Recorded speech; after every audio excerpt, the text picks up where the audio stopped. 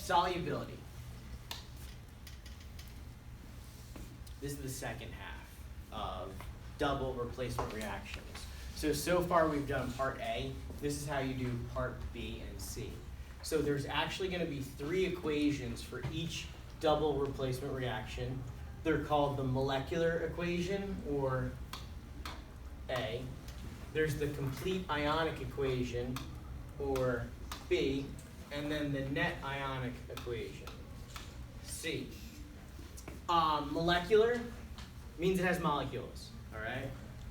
Complete ionic means we're going to break those molecules apart into their ions, all right? So that's why it's going to be the ionic equation. And then the net ionic equation, that's going to be the change. Or what becomes solid. All right? A precipitate is another word for a solid. And that's why when we had the homework, we looked at some things that said S, some things that said PPT, and they were not talking about PowerPoint. No. All right, so when does a double replacement reaction take place? When one product is only slightly soluble. All right. When it's slightly soluble, that means it's going to be a solid. All right. Not all of it becomes solid, but most of it does. All right. And later on, when we do equilibrium, we'll actually calculate how much comes out of the solution. But for right now, we're just going to assume that it becomes a solid. All right. Precipitate means to come out of solution. When one product forms a gas that bubbles out of the mixture, that's another time that this works. All right. So this is one example when it comes out of solution by becoming solid. This is another example when it becomes a gas. All right. Or when the product is a molecular product like water. So if you end up with H2O, H2O isn't aqueous. H2O is a liquid. So if you end up with anything that's not aqueous, the reaction takes place, okay? So we're looking for things like liquids, we're looking for things like gases, and we're looking for things like solids, all right? Those reactions take place. If it stays aqueous, no reaction, okay? So that's the background on it. All right, this problem we did, so let's flip to it. This is technically just the A part of it. All right. Now, remember when I said don't take up a lot of space? It's because we still have to do the B and C part of it. All right. Now, for this problem, we do have a precipitate, right? We have something solid, and that's the first indicator that you have to keep going, okay, when you have the solid. The next thing that you have to do is you have to take everything that's aqueous and you're going to break it apart, all right? So let me show you the first one. H3PO4. This is made up of an H plus and a PO4 minus 3, all right? They're both aqueous because of that AQ.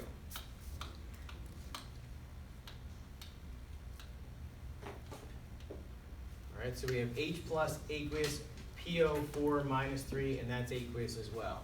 How many H's do we have? 6. So you have to put it over here. So it's kind of like you're taking the nomenclature and you're kind of going back to just how many H pluses do you have? Kind of like when we were balancing equations. What about the PO4? How many of those do we have? 2. Yeah, we have 2. Exactly.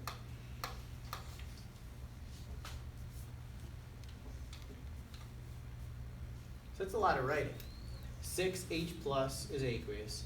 2 PO4 minus 3 is aqueous. All right, what about the next one? How many BAs do we have?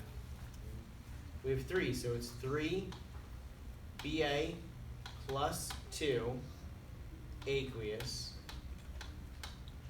plus what? Not just 2. 6, good. 6 Cl minus aqueous yields. Alright, what do we have next? First, do we split it apart on the product side? And the answer would be yes, because it's aqueous. So if it's aqueous, you split it apart. So there's going to be 6H plus AQ, all right? 6H plus AQ plus, what for the Cl? Yep, 6 Cl minus AQ plus, do we split up the last one? No, it's solid, right? So you just write it again, just as it is. Ba3 PO4 2 S. All right, any questions? So if it's aqueous, you split it apart and say how many total do you have? So 2 times 3 gave us 6. And if it's solid, you just write it exactly how it is there. Okay? All right, so to go from B to C, we need to look at this and identify what's called the spectator ions. What are spectators? Yeah, they watch, right? At a sporting event, right? Are they directly involved with playing the game or the sport? No, they're just there for encouragement, right? They're just there. So out of these options, what do you think is the spectator ion? Hydrogen. Why? Because it is not involved with the solid or the... Yeah, it says stop there. Yeah, it's perfect. It's not involved with making the solid, right? It's the same on both sides. So we have H plus, both aqueous. So that's one spectator ion. What's the other one? The Cl, yeah. So you give it a nice slash, all right, because it's not really necessary. But we don't want to destroy it and erase it from existence because it is there. All right, it's kind of like the background photo, you know, you see some spectators. You don't want to erase them out. They're there, all right? So we just do that, very nice, light, so we can still see it, all right? If you're on the computer typing this up, you can just put a strike through, all right? And then now what do? Well, we just bring down everything that's left over. So the spectator ions are aqueous on both sides.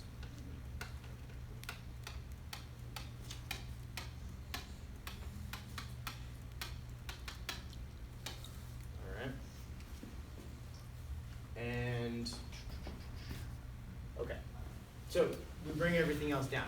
You can rearrange it to put the positive one first and the negative one second, that's fine, just if you like to have that kind of order. Or you can just literally bring it straight down. So I'm gonna just bring it straight down. So I'll have, let me change the color, 2PO4 minus 3, which is aqueous, plus 3 Ba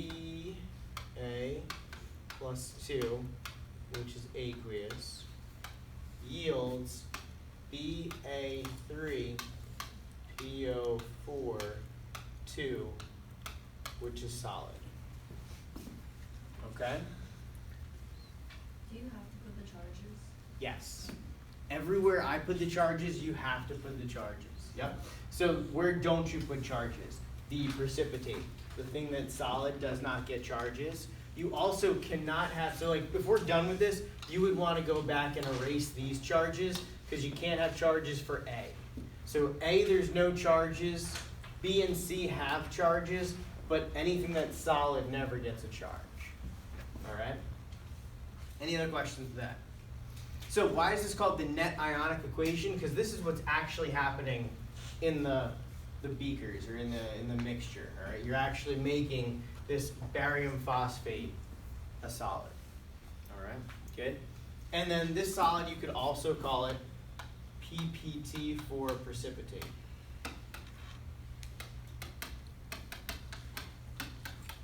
Which it means it comes out of the solution, and that's what this does. It comes out of the solution. Any other questions?